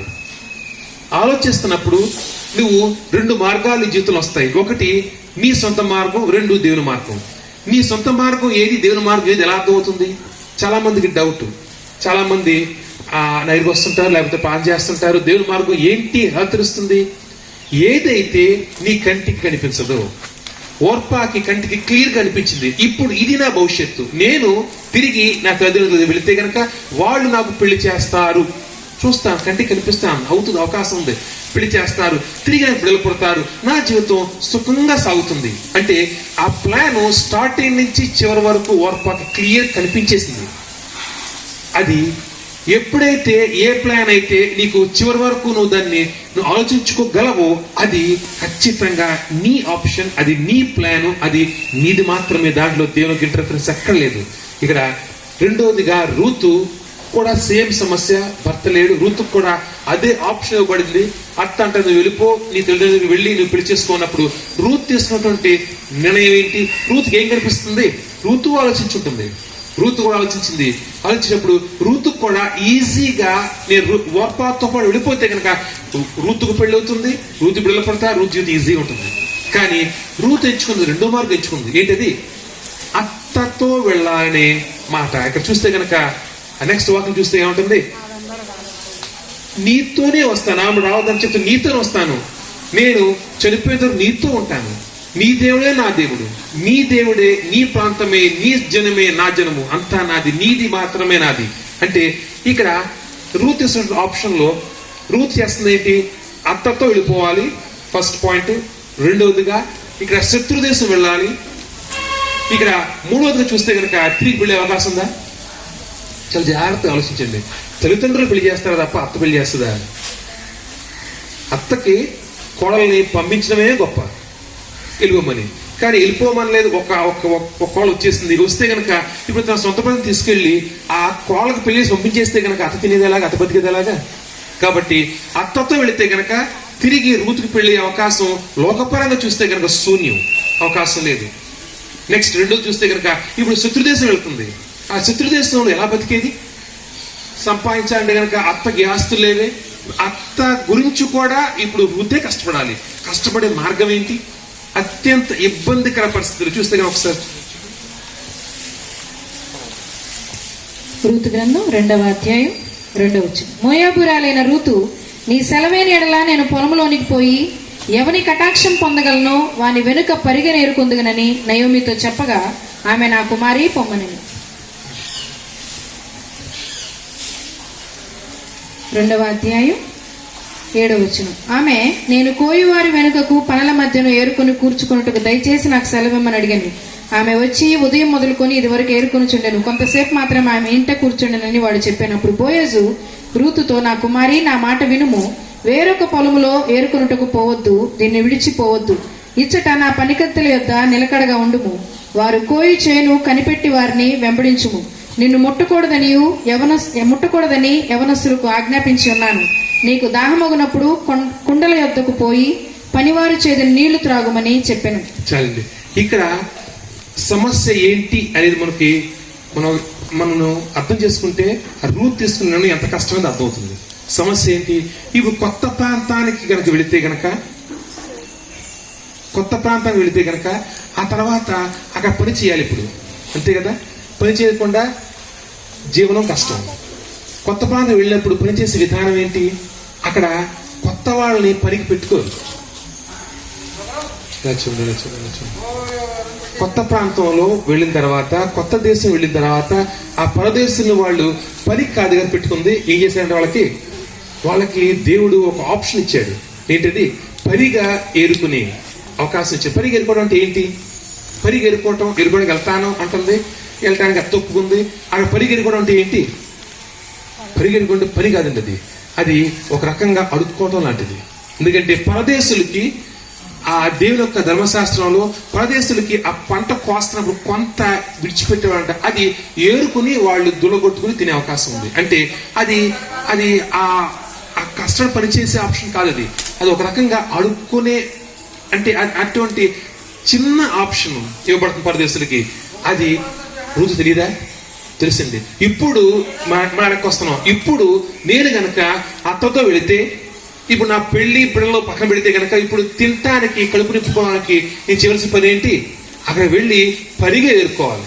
ఎవరి మధ్య? ప్రదేశుల మధ్య. ఎవరి మధ్య? శత్రువుల మధ్య. ఎవరి మధ్య? అసలు రూతుకి ఎవరో తెలియదు. రెండో పని చెప్తున్నాడు బోయజు, నిన్ను ఎవరు ముట్టకూడదని చెప్తున్నాను. అంటే అవకాశం అంటే మన వెనక్కి దాన్ని నెగిటివ్ చూస్తే ఏంటి? అక్కడ రూతుని ఇబ్బంది పెట్టే, లేకపోతే అక్కడ మగపిల్లలు రూతుని బాధ పెట్టే అవకాశం ఉంది కాబట్టి చెప్తున్నాడు. అంటే రూతు తెలుసు, నేను గనక పరిగెడుకొని వెళితే గనక పరిగెడుకోవటమే అత్యంత తక్కువ పని. ఆ పని చేస్తున్న సమయంలో ఆ దేశపు ఆ బిడ్డలు నన్ను బాధ పెట్టే అవకాశం ఉంది. అంటే ఇక్కడ రూతు తీసుకున్నటువంటి ఆప్షన్ లాంటిది. ఇక్కడ ఎందుకంటే రూత్ తీసుకున్న ఆప్షన్లో ఎటువంటి గ్యారంటీ లేదు. రూత్ ఏ మార్గం ఎంచుకుందో ఆ మార్గంలో గ్యారంటీ లేదు. రూతు అడుగుపెట్టేటువంటి మార్గం కష్టంతో కూడుకుంది. రూతు అడుగుపెట్టిన మార్గం అది నాకు పెళ్లి అవుతుంది, బిడ్డలు పుడతారు, నా జీవితం బాగుంటుందని ఎక్కడా లేదు. అసలు ఆలోచన చివరికి ఆలోచించినా కానీ, ఇప్పుడు ఎంతో ఆలోచించినా కానీ అక్కడ తినటానికి ఆహారం సంపాదించుకోవడమే కష్టం. తినడానికి ఆహారం సంపాదించుకోవడం, పరిగి ఏరుకోవడానికి వెళితే కనుక అక్కడ చుట్టుపక్కల వాళ్ళు నన్ను ఏం చేస్తారు, ఎలా బతుకుతాను, ఏమీ తెలియదు. ఏమీ తెలియని అనిశ్చితమైనటువంటి ఆ మార్గాన్ని రూతు ఎంచుకుంది. ఇక్కడ ఆ మార్గాన్ని ఎంచుకోవటంలో రూతు అర్థం ఏంటి? రూతు ఏమంటుంది? నీ దేవుడే నా దేవుడు. అర్థం ఉందండి. దాంట్లో రూతు ఏ ఉద్దేశం ఎంచుకుంది? అతతో వెళితే కానీ అందరూ మంచి అంటారు కాదండి. నీ దేవుడే నా దేవుడు, నీ దేవుణ్ణి నేను ఆశ్రయించి, నీ దేవుడిని నన్ను కాపాడతానని ఉద్దేశించి, నీ దేవుడి మీద నా జీవితాన్ని నేను విడిచిపెట్టి, నీ దేవుడిని నమ్మి ఆధారపడి, ఇప్పుడు మన తర్వాత పాటుకు వద్దాం. మనం ఎలా ఆధారపడుతుంది? రూతు నయోమిని చూసి మాత్రమే దేవుడిని చూడగలదు. నయోమి ద్వారా మాత్రమే దేవుడిని చూడగలదు. మరి నయోమి ఏమని ఉంటుంది? నయోమి ఏమంటుంది? బెత్తెలు తిరిగి వచ్చినప్పుడు నయోమి అంటున్న మాట ఏంటి? నేను నయోమి అనద్దు, మారా. నయోమి అంటే తీపి అంట, మారా అంటే చేదు. నన్ను నయోమి అనద్దు, మారా అనండి. అంటే నయోమి ఇస్తున్న సాక్ష్యం ఏంటి? రూతుకి ఇస్తున్న సాక్ష్యం ఏంటి? నా జీవితం చేదైపోయింది, నా దేవుడు నన్ను విసర్జించాడు అంటుంది. అక్కడ రూతు అయ్యే మాటలు వింటుంది. నా దేవుడిని విసర్జించాడు అని నయోమి అంటుంది. మరి విసర్జించినటువంటి దేవుడు ఎలా నమ్ముతుంది? ఆలోచించండి. మనమే క్రైస్తవం, మనమే చర్చికి వెళ్తున్నాం, మన పక్కింటి వాళ్ళు, లేకపోతే మన బంధుమిత్రులు దగ్గరికి వెళ్ళి అంటున్నావు, ఆ చర్చికి వెళ్తే ఏం ఉపయోగం లేదు, చర్చికి వెళ్తే కనుక ఉన్నది పోయిందంటే వాళ్ళు వస్తారు, చర్చికి వస్తారు, వెళ్ళు వచ్చుడు మానేస్తారు కదండి. ఇక్కడ సొంత ఆ అత్తయ్య కవత చూస్తుంది. అత్త భర్త పోయాడు, బిడ్డలు పోయాడు, అత్త జీవితం అసలు ఎందుకు కాకుండా అయిపోయింది. క్లియర్గా అత్తే అంటుంది, దీని అంతా కారణం నా దేవుడే అంటుంది. క్లియర్గా దేవుడి మీద ఆ యొక్క తప్పును మోపుతాంది. మరి అటువంటి అత్త ఏ విధంగానూ ఆ దేవుని సపోర్ట్ చేయట్లేదు, లేదా ఏ విధంగానూ దేవుడు కథ చెప్పట్లేదు. అసలు అక్కడ రూతుకి నయోమి ద్వారా తప్ప ఇంకెవరి ద్వారా దేవుడు తెలియదు. మరి అటువంటి అసలు తెలిసే అసలు సాక్ష్యం చెప్తున్నటువంటి ఆ నయోమి తప్పు సాక్ష్యమే చెప్తుంది. మరి ఎలా నమ్మింది? చూడండి, వాక్యం రాసి ఉంటుంది, చూసి నమ్మిన వారు చూసి అది ఎంత బాగుంటుందో, దేవుని యొక్క సన్నిధి బాగుంటుందో తెలిసి నమ్మిన వాళ్ళకన్నా అది తెలియక నమ్మిన వాళ్ళు ధన్యులు. రూతు ఎలా నమ్మింది? నయోమి చెప్పినటువంటి మాటలో ఏ మాట సపోర్టివ్ లేదు. నయోమి చెప్పినంత దేవుడి యొక్క సన్నిధి వేస్ట్. దేవుని సన్నిధిలో సమస్య, ఇబ్బంది, అవమానం, బాధ నేను భరించానని చెప్తుంది. నయోమి చెప్తుంది, నేను భరించాను, ఎవరో కాదు, నేను భరించాను ఈ బాధని. కాబట్టి రూతు వెళ్ళిపో, ఈ దేవుని సన్నిధిలో నువ్వు వస్తే నీకు అనవసరం, ఈ దేవుని సన్నిధిని నమ్ముకుని వస్తే కనుక నీ జీవితం ఇంకా నాశనం అయిపోతుంది అని మాటలు వింటున్నా కానీ రూతు ఎలా నమ్మింది? ఆలోచించండి. మన జీవితంలో వెనక్కి లాగే సమయాలు, వెనక్కి లాగే పరిస్థితులు అనేక ఉంటాయి. ఏదైతే ఇక్కడ దేవుని మార్గం, దేవుని మీద ఆధారపడినటువంటి ఒక మార్గం. రెండోది నీ సొంత ఆలోచనలతో నువ్వు బయటికి రావద్దనుకునే రెండో మార్గం. ఎందుకంటే ఖచ్చితంగా నువ్వు క్రైస్తవుడు అవ్వచ్చు కాకపోవచ్చు, నువ్వు మనిషిగా జన్మించిన తర్వాత ప్రతి ఒక్కరి జీవితంలో ఆ వాళ్ళకి వ్యతిరేకంగా ఒక ఆయుధం రూపించబడింది. వాళ్ళు ఇబ్బంది పెట్టే మార్గం, వాళ్ళని ఎప్పటి కూడా బాధ పెట్టే ఒక ముళ్ళు, ఒక పక్కలో బళ్ళు ఆటోమేటిక్ గా నీకన్నా ముందే నీ పక్కలో బళ్ళు గుచ్చే బళ్ళు రెడీగా ఉంది. అది నీకు ఉద్యోగం అవ్వచ్చు, నీ వ్యాపారం అవ్వచ్చు, నీ భర్త, నీ భార్య, నీ బిడ్డలు, నీ తల్లిదండ్రులు, అది ఏదైనా అవచ్చు, ఒక అనారోగ్యం ఏదైనా అవ్వచ్చు. అది ఏదైనా కానీ నేను ఇబ్బంది పెట్టే ఆ మార్గం రెడీగా నీకన్నా ముందే ఉంది. మరి దాన్ని ఎలా దాటుతున్నావు? ప్రతి ఒక్కరూ వాళ్ళకున్న సమస్యను దాటడానికి రకరకాల ప్లాన్స్ వేస్తారు, రకరకాల స్కెచ్లు గీస్తారు, రకరకాలుగా ప్రయత్నిస్తారు. కానీ ప్రయత్నించి ఒకనొక రోజు ఆ ప్రయత్నంలో ఫెయిల్ అయిపోయి ఏం చేయలేక ఆత్మహత్య చేసుకుని ఉన్నారు. ఆ ప్రయత్నించి ఏం చేయలేక ఆ చివరిగా దేశం వచ్చేవాళ్ళు ఉన్నారు. ప్రయత్నించి ఆ ప్రయత్నాల్లో నెగ్గలేక ఏం చేయలేక వాళ్ళ జీవితాన్ని విడిచిపెట్టేసి, నా జీవితం ఇంతే, నా బతుకు ఇంతే, నేను పుట్టాను బాధల్లో పోతానని అనేక మంది. నేను చెప్తున్న ఈ మాట 99% అనుకునే మాట అదే. ఏమని? నేను ఈ సమస్యలు పుట్టాను, నాకు సమస్యలు అలవాటే, ఈ సమస్యలు ఎలా బతికేస్తాను నేను. సమస్య అనేది నా జీవితంలో కొత్త కాదు కదా. సమస్యలకు అలవాటు పడేది అనేక మంది, సమస్యలు దాటాలనుకునే వాళ్ళు చాలా కొద్ది మంది. సమస్యలకు అలవాటు పడిపోయి జీవిస్తున్నాం. కానీ ఆ సమస్యను దాటే పద్ధతి ఏంటి? నీ ప్లాన్ ప్రకారం సమస్య ఎంత అలవాటు పడినా కానీ నువ్వు సమస్య దాటడానికి ప్రయత్నిస్తావు. నీ సొంత ప్లాన్ వేస్తావు, ఒక అప్పు వచ్చిందని అప్పు దాటానికి ఎంతో ప్రయత్నిస్తావు. నీ సొంత ప్లాన్స్ ఎప్పటికీ జరగవు, గ్యారంటీ. ఎందుకు చెప్తున్నా అంత గ్యారంటీగా? ఎందుకంటే నీ బ్రెయిన్ని, నీ యొక్క ఆలోచనల్ని రీడ్ చేసే అపవాది పక్కనే ఉంది. నీ ఆలోచనలు, నువ్వు ఏం ఆలోచిస్తావో కూడా తెలుసు అపవాదికి. నువ్వు ఏ అడుగు వేస్తావో అపవాది తెలుసు. నీ అడుగుకు ముందే అపవాది దానికి అడ్డుకట్ట వేసేసింది. ఎంత ప్రయత్నించుడు, డబ్బు సంపాదించాలని కానీ, లేకపోతే నీ జీవితంలో ఒక సమస్య దూరం చేసుకోవడానికి ఎంత ప్రయత్నించుడు, దాంట్లో నువ్వు ఫెయిల్ అయ్యే తీరుతావు. గ్యారంటీ చెప్తున్నాను నేను. లోపల ఎక్కడ పరిగెట్టండి, ఎంతమందిని అడగండి, ఖచ్చితంగా వాళ్ళ ప్లాన్స్ ఖచ్చితంగా ఫెయిల్ అవుతాయి. కారణం అందుకే అంటారు మ్యాన్ ప్రపోజెస్, గాడ్ డిస్పోజెస్ అని. అంటే మనిషి ఆ ప్లాన్ గీస్తా అంట, దేవుడు దాన్ని పాడు చేస్తా అంట. దాని అర్థం అంటే ఒక సామెత పుట్టింది అంటే ఎట్టి పరిస్థితుల్లో మనిషి యొక్క ఆలోచన నెరవేరదు. ఎట్టి పరిస్థితుల్లో అంత గ్యారంటీగా దేవుడు కాదు, మన ఆలోచనలు, మన ఎక్స్పీరియన్స్ చెప్తున్నాయి. నీ ఆలోచనలు ఎక్కడో చోట ఖచ్చితంగా ఫెయిల్ అవుతాయి. ఎందుకు ఫెయిల్ అవుతున్నాయి? ఎందుకంటే నువ్వు దేవుడి మీద ఆధారపడలేకపోతున్నావు. మరి దేవుడి మీద ఎందుకు ఆధారపడలేదు? ఎందుకంటే కనుక నీ కంటికి కనిపిస్తుంది ఎలా నమ్మాలి? రూతుకి కళ్ళ ముందు ఏ విధమైన విడుదల లేదు. రూతు గనక నయోమితో వెళితే గనక, శత్రుదేశం వెళితే గనక తినడానికి ఆహారమే కష్టం, బతకడమే కష్టం. మరి బతకడం కష్టం ఉన్న ప్రాంతంలో ఎలా వెళ్తాం? కష్టమే. కానీ అక్కడే దేవుడి మీద నమ్మకం ఉంది. దేవుడి మీద అక్కడ నమ్మకం, నమ్ముడు దేవుని నమ్మడానికి సమస్తం సాధ్యమంట. నీ నమ్మకాన్ని నువ్వు ఎంతగా దేవుడి పెట్టగలుగుతున్నావు? రూతు కనిపించిన దేవుణ్ణి, రూతు ఏం చేయగలడో దేవుడు తినేటువంటి ఆ దేవుణ్ణి, రూతు దేవుణ్ణి నమ్మింది. ఏ స్థితిలో? ఎట్టి పరిస్థితుల్లో లాభం రావటం అనేది ఆ రూత్ ప్లాన్ లో చూస్తే కనుక, రూత్ పాయింట్ ఆఫ్ వ్యూ ఆలోచిస్తే కనుక లాభం అనే అవకాశం లేదు. ఎట్టి పరిస్థితుల్లో నాకు సమస్యలు కొని తెచ్చుకుంటుంది. సమస్యలు కొని తెచ్చుకునే ఆ ప్లాన్ ని అంగీకరించింది. కానీ ఇక్కడ రూతుతో పాటు తోడుకోళ్ళు కూడా ఉంది.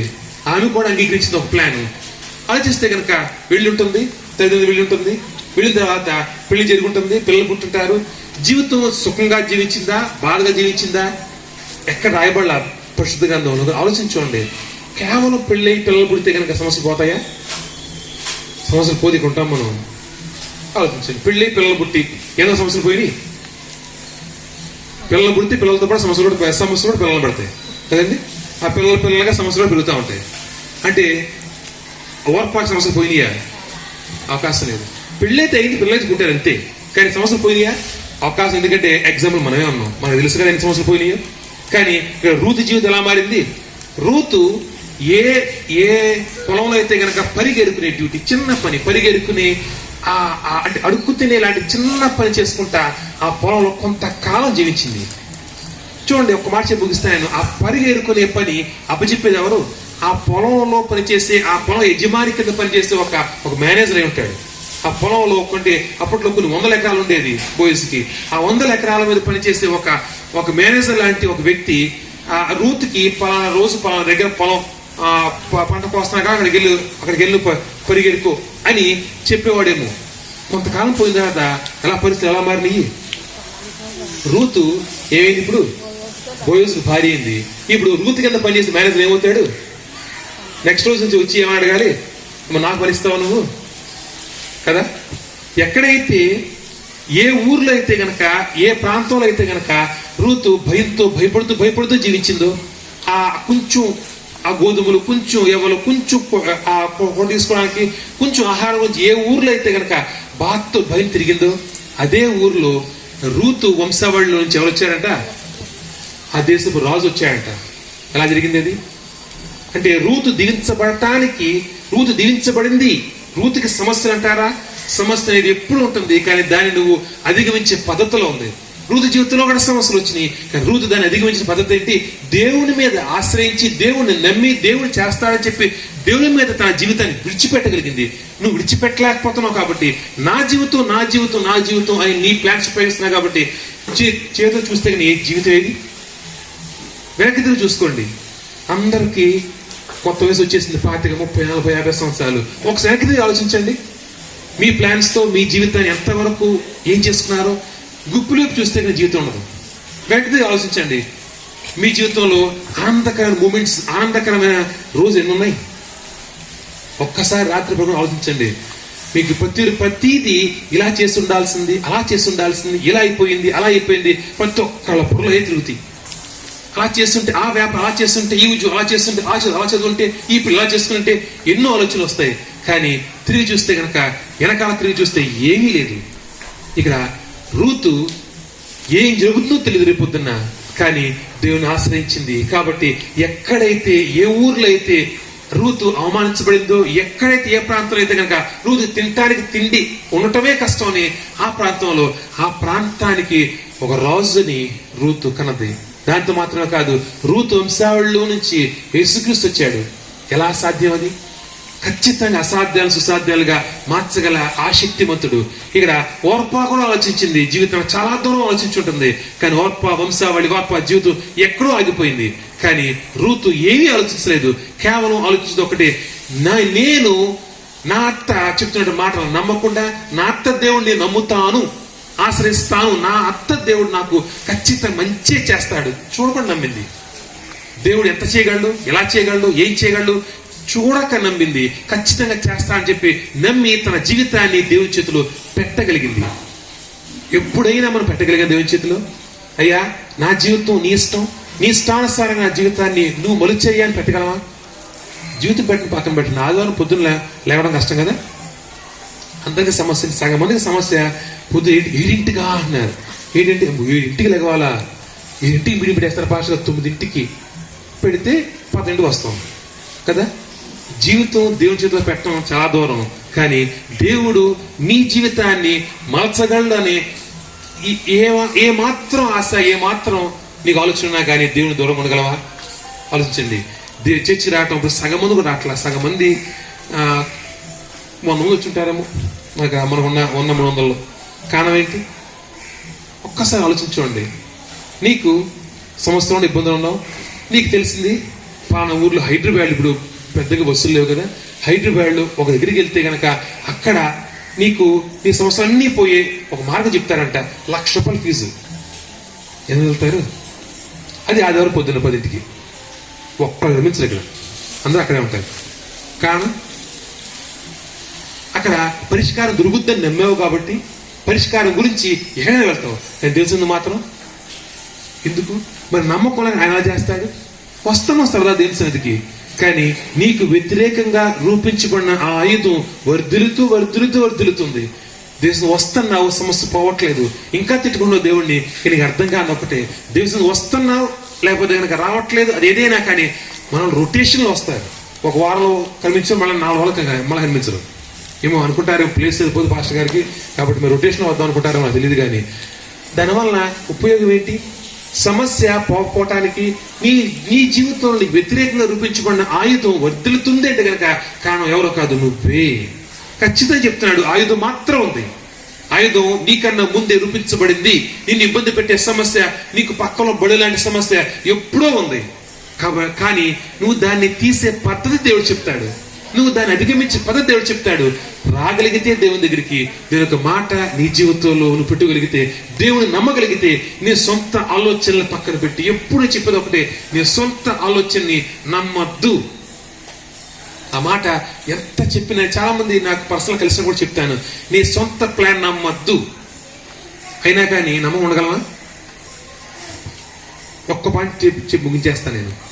నమ్మ ఉండగలమా? ఉంటావా? నీ సొంత ప్లాన్ నమ్మద్దు. నీకు ఆలోచన వచ్చింది, ఆలోచన చేయకూడదు. కష్టం ఈజీయా? అసలు ఎవరు బొర ఎటు ఇవ్వట్లేదు. ఎందుకు వచ్చి కూడా ఎటు ఇవ్వతే ఏమంటాడని. నీకు ఒక వ్యాపారం చేయాలనిపించింది, చేస్తాం చేయమా? ఖచ్చితంగా చేస్తాం. ఎవరు అడిగినా కానీ మనం ఎవరు అడుగుతాం? ఎవరైతే నేను అనుకుంటే కరెక్ట్ చెప్తే వాళ్ళ దగ్గరికి వెళ్తాం. ప్లాన్ చేయించుకోవాలి. పాస్టర్ గారి దగ్గరికి వెళ్ళాం, పాస్టర్ గారు అమ్మ ఎందుకు లేమంటే కనుక పాస్టర్ గారు అంతే అంటాడు, ఇంకో దగ్గరికి వెళ్తా. ఎలాగోలా ఎక్కడికి వెళ్ళినా కానీ నేను అనుకుని చేసేయాలి కదా. ఇక్కడ ఎప్పుడు చెప్తాను, దేవుని ప్రణాళిక నీ ప్రణాళిక వ్యత్యాసం ఎలా తెలుస్తుంది నీకు? ఏది నీకు నచ్చినది నీ ప్రణాళిక, నీకు నచ్చని దేవుని ప్రణాళిక, నీకు నచ్చని మార్గం. ఎంతమంది గట్టి చేయగలరా? మీకు నచ్చిన మార్గం ఉన్నారా? ఎవరన్నా మీకు నచ్చిన ప్రొఫెషన్లో, మీకు నచ్చిన జీవితం, మీకు నచ్చిన జీవించాలని ఉన్నారా? చేయగలరా ఎవరన్నా? నాకు తెలిసి ప్రపంచంలో ఎవరు ఎత్తలేరు. ఇలాంటి మాటలు చెప్తుంటే పాస్టర్ గారు ఇదేంటండి జీవితం కష్టం అంటారు, బతకడం, ఎవ్వరూ కూడా మనస్ఫూర్తి చేయట్లేదు. ఎలాగా నేను అనుకున్నట్టు నా జీవితం సాగుతుంది పాస్టర్ గారు, నేను కోరుకున్న ప్రొఫెషన్లో, నేను కోరుకున్న విధంగా, నేను కోరుకున్నట్టుగా బతుకుతున్నాను అని ఏమైనా చేయగలరా? ఎవ్వరూ ఎత్తలేదు. కానీ ప్రయత్నం మాత్రం జీవితాన్ని చేస్తుంటారు. చచ్చిపోయే ముందు అదే మాట చేయలేకపోయినండి. ఎందుకు తపన? దేవుడికి అప్పచెప్పితే ఆయన చేస్తారు కదా. దేవునికి అప్పచెప్పితే నీ మార్గాన్ని, ఆయన నీ మార్గాన్ని సరి చేస్తానని చెప్పి నీ వెనకాల తిరుగుతున్నాడు ఆయన. కానీ ఆయన తోసేస్తాను, నేను మంచి తెలియను, నేను నా జీవితాన్ని బాగా ప్లాన్ చేసుకోగలను అంటున్నావు. కానీ నీకు తెలుసు మన రిజల్ట్ ఏంటో, నీకు తెలుసు. ఒకటి అడుగుతున్నాను నేను, నువ్వు అంటున్న మాట నేను చేయగలను ప్లాన్ అంటున్నావు. ఒక్కటి అడుగుతున్నాను, ఇప్పుడు వచ్చి చేయగలవా? ఇప్పుడు వచ్చి చేయగలిగావా? ఇప్పుడు వచ్చి నీ ప్లాన్ ప్రకారం ఇప్పుడు జీవించావా? ఏదైనా జరిగిందా? మరి ఇప్పుడు దాకా ఏమీ జరగలేదే, మరి రేపు జరుగుతుంది ఎలా నమ్ముతున్నావు? విడిచిపెట్టి నీ ఉద్దేశానుసారంగా, నీ ప్లాన్ ప్రకారం నీ జీవితం జరుగుతుంది అని ఆలోచన విడిచిపెట్టి రేపు పొద్దున జరుగుతుంది నీకు తెలియదు, అవకాశం లేదు. నువ్వు అనుకున్న జరిగే అవకాశం ఎన్నటికీ లేదు. నువ్వు అనుకున్నది జరిగితే కనుక నువ్వు దేవుడు వైపు కదా. అనుకున్నది జరిగితే మనం దేవుడు అయిపోతాం అవ్వ. ఖచ్చితంగా మనం కూడా కొత్త కౌంటర్ ఓపెన్ చేస్తాం. దేవుడి కౌంటర్ అవకాశం లేదు, ఏ ఒక్క మనిషికి అవకాశం లేదు. కాబట్టి నువ్వు దేవుని నుంచి ఆ పరిష్కారం, నీ పక్కన బడి లాంటి ఆ సమస్యని, లేకపోతే కనుక నీకు వ్యతిరేకంగా రూపించబడిన ఆయుధం వర్ధిల్లకుండా నువ్వు నీ ప్లాన్స్ విడిచిపెట్టి, ప్రతి ఒక్కరి జీవితంలో ఉంది అది, అందరికీ తెలుసు ఆ సమస్య, అందరికీ తెలుసు. ప్రతి ఒక్కరి జీవితంలో వెనక్కి లాగే సమస్య, నీ భవిష్యత్తులో ముందుకు సాగకుండా వెనక్కి లాగే సమస్య, నీ జీవితంలో ముందుకు సాగ వెనక్కి లాగే సమస్య, నీ అనారోగ్యాన్ని, లేదా నీ ఇంట్లో సమస్యల్ని అనేక రకాలుగా నిన్ను నీ జీవితం ముందుకు సాగకుండా వెనక్కి లాగే సమస్య ప్రతి ఒక్కరి జీవితంలో ఉంటుంది. అది ఎంత దేశ ప్రధాని అయినా కానీ, ఎంత ధనవంతుడైనా కానీ ప్రతి ఒక్కరి జీవితంలో వెనక్కి లాగే ఆ సమస్య ఉంటుంది. అది గ్యారంటీ. దాన్ని అధిగమించే పద్ధతి నీ సొంత పద్ధతిలో ప్రయత్నించావా? వెనక్కి తిరిగి చూసుకో. ఎన్నిసార్లు విజయం సాధించావో నీకు అనిపించిందా? నేను ఎంత ప్రయత్నించినా నేను రాలేకపోతే అనిపించిందా? దేవుని ఆశ్రయించుడు, ఖచ్చితంగా 100% ఆయన బయట తీసుకొచ్చి చూపిస్తాడు. ఇక్కడ ఉదాహరణగా ఓర్పా జీవితం చూసుకున్నట్లయితే కనుక తిరిగి సమస్యలోకి వెళ్ళిపోయింది. కానీ ఋతు జీవితం ఊహించకుండా యేసుక్రీస్తు వంశావళిలోకి జాయిన్ అయింది. ఎలా? అది నువ్వు ఆలోచిస్తే కనుక, దేవుని యొక్క దీవెనను ఆలోచిస్తే కనుక ఎలా అని అక్కడ లాజిక్ ఉండదు, ఎలా అని నీకు అర్థం కాదు. ఖచ్చితంగా ఆయన దీవించే పద్ధతిలో మార్పు ఉంటుంది. కానీ ఆయన దీవించేది ఎప్పుడు అంటే కనుక నీ సొంత ప్లాన్స్ పక్కన పెట్టినప్పుడే. 100% నీ సొంత ప్లాన్స్ తో దేవుని దగ్గర రావద్దు. వచ్చి అయ్యా నాకు అప్పు కావాలి, అలా అప్పు తీర్చు, అలా అప్పు ఇవ్వు, అనారోగ్యం వస్తే ఆ డాక్టర్ వెళ్తాను, నువ్వు ఆ డాక్టర్ బదులు నువ్వు మందులు అయ్యేలే పక్కన మందులు చాలా పానీయం అడుగుతారు. పాస్టర్ గారు పానీ చేయించుకుంటున్నాం, ఆ హాస్పిటల్కి వెళ్తున్నాం, ఆ డాక్టర్ గారు దేవుడు నాకు మందులు వేయాలయ్యా, ఆయన వెళ్ళిపోతున్నాడు, ఆయన డాక్టర్ కావాలి దానికి. నువ్వు ఎంత నమ్మితే అంత. నువ్వు నమ్మే విధానం బట్టి, నువ్వు దేవుని ఆశ్రయించే ఆశ్రయాన్ని బట్టి నువ్వు ఎంతగా దేవుని ఆశ్రయిస్తే కనుక అంతగా దేవుడికి చేయడానికి సిద్ధంగా ఉన్నాడు. కానీ ఎప్పుడైతే నీ సొంత ప్లాన్ దాంట్లో వచ్చిందో, నీ సొంత ఆలోచన దాంట్లో వచ్చిందో, నీ తలంపులు దాంట్లో ప్రవేశించినాయి అంటే కనుక ఖచ్చితంగా 100% నువ్వు తిరిగి ఫెయిల్యూరే చూస్తావు. ఆత్మీయ జీవితం అవ్వచ్చు, నీ శారీరక జీవితం అవ్వచ్చు, ఇది ఎక్కడ వెళ్ళినా కానీ నేను చెప్తున్న మాట రాసి తీసుకోండి. ఎన్ని సంవత్సరాల తర్వాత రండి వెనక్కి, అదే మాట నిరూపిస్తాను నేను. నీ సొంత ప్లాన్స్ తో ఖచ్చితంగా నువ్వు ఫెయిల్ అయి తీరుతావు.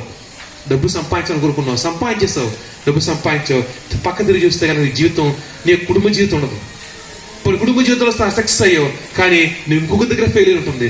ఫెయిల్యూర్ అనేది ఖచ్చితంగా నీతో ఉంటుంది ఎప్పుడైతే నీ సొంత ప్లాన్స్ ముందుకెళ్తావు. ఎప్పుడైతే దేవుడిని ఆశ్రయించి దేవుడు నీ జీవితాన్ని కట్టడానికి దేవుడు నీ జీవితాన్ని అప్పచెప్పిన రోజు నీ జీవితాన్ని ఆయన పూర్తిగా ఎగ్జాక్ట్ గా కట్టి నీకు ఆయన ఇవ్వగలడు.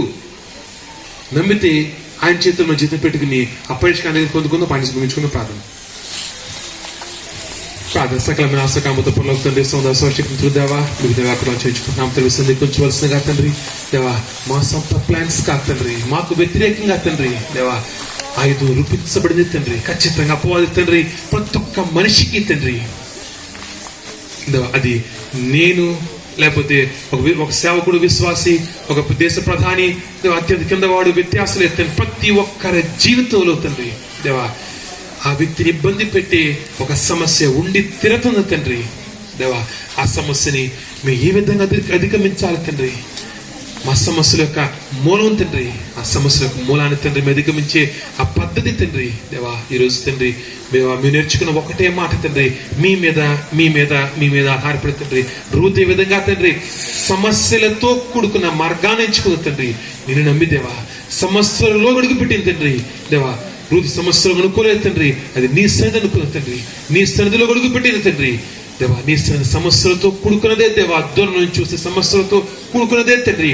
కానీ దేవా అడుగు పెట్టినది అర్థమైన రూతు తండ్రి, అది సమస్యలతో కూడుకున్నది కాదు, కానీ అది దేవుని యొక్క సన్నిధి. ఆ సన్నిధిలో నా జీవితం ఆనందకరంగా సాగుతుంది అని లోపలికి వెళితే కానీ అర్థం కాలేదు తండ్రి దేవా.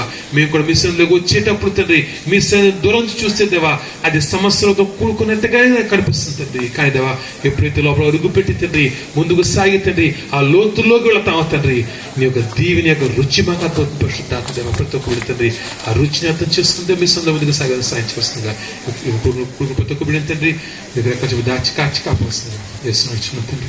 ఆమేన్. తన గుడారపు మాటునా నన్ను దాచెను, ఆపత్కాలమున తన పర్ణశాలలో దాచెను. తన గుడారపు మాటునా నన్ను దాచెను,